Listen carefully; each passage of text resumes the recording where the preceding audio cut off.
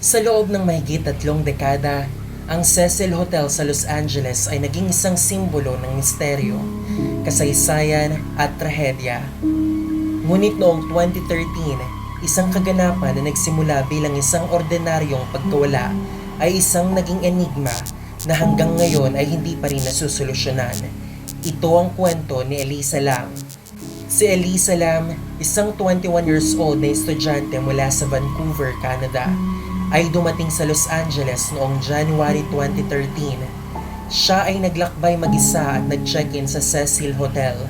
Hindi niya alam, ito ang magiging simula ng isang kwento na magpapaalala sa atin na ang realidad ay minsan ay mas kakaiba pa kaysa sa fiction.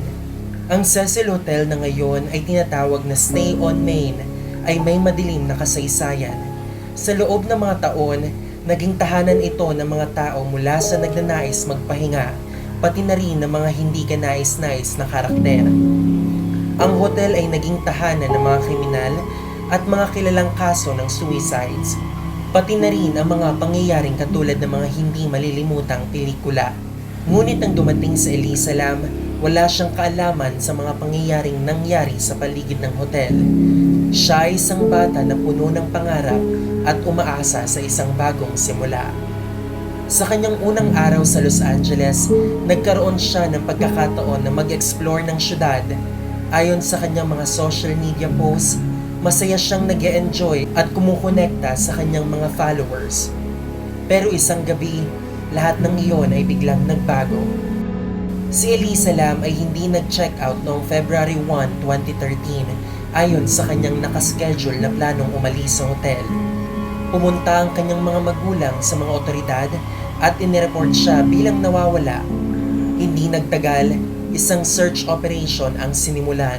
Ang mga otoridad ay nagsimulang maghanap sa buong lugar at isa sa mga unang lugar na tiningnan ay ang water tank sa roof deck ng Cecil Hotel. At dito nagsimula ang mga hindi kamani-paniwalang pangyayari. Habang ang mga pulis ay nagsasagawa ng kanilang investigasyon, isang viral na video ang naging sentro ng atensyon. Ang footage ng CCTV ng elevator na kuha noong huling gabi ni Elisa Lam. Sa video, makikita si Elisa na pumasok sa elevator, nagmamadaling pinindot ang mga pindutan ng elevator. Matapos nito, ang kanyang galaw ay nagiging kakaiba. Tumingin siya sa isang direksyon, nagtatago sa sulok ng elevator at parang may kausap na hindi makikita sa kamera. Ang video na ito ay nagbigay ng malaking pagdududa at nagbigay daan para sa maraming haka-haka. Sa video, tila may nakatagong mensahe o kaya'y may nangyaring hindi may paliwanag. Ang ilang tao ay nagsabi na siya ay nagkaroon ng mental breakdown, samantalang ang iba naman ay nagsuspetsya na ito'y isang uri ng supernatural na pangyayari.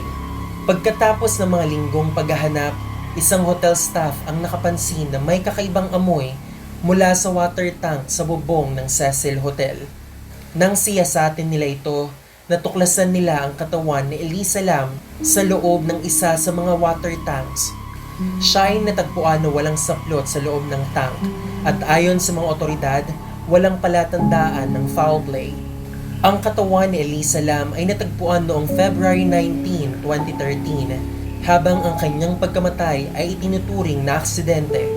Ang mga tanong ay hindi tumigil. Paano siya nakarating sa bubong? Bakit siya pumasok sa water tank? Bakit siya wala ng saplot at walang senyales ng pakikisalamuha sa iba? Marami ang nagbigay ng iba't ibang teorya tungkol sa nangyari kay Elisa Lam.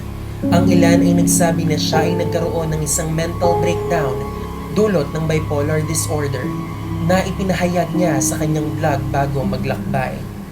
Ang iba naman ay nagbigay ng posibilidad na siya ay nakaranas ng mga hallucination, kaya't ang kanyang mga kakaibang galaw sa elevator ay maaaring isang epekto ng gamot o sakit. Mayroon ding mga nagsasabi na ang video sa elevator ay may kinalaman sa isang paranormal na pangyayari. Ang idea ng isang shadowy figure o kaya'y ang presensya ng isang hindi nakikitang entity ay isang paboritong teorya ng mga tao na naniniwala sa supernatural.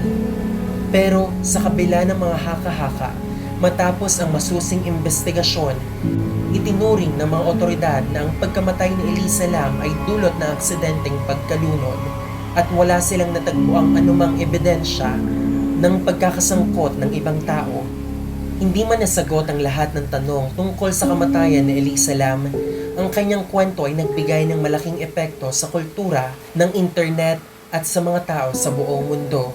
Siya ay naging isang simbolo ng misteryo at nagsilbing paalala sa atin ng kahalagahan ng kalusugan, ng kaisipan at mga epekto ng depresyon at mental illness.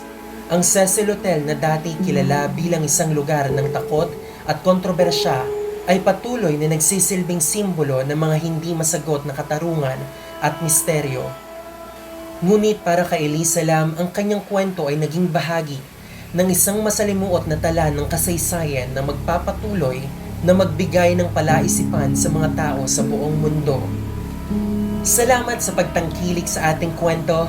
Kung nais mong malaman ng higit pa tungkol sa mga hindi malilimutang kaso at misteryo tulad ng kay Elisa Lam, huwag kalimutang mag-subscribe at i-click ang bell icon para sa mga updates. Hanggang sa susunod na episode!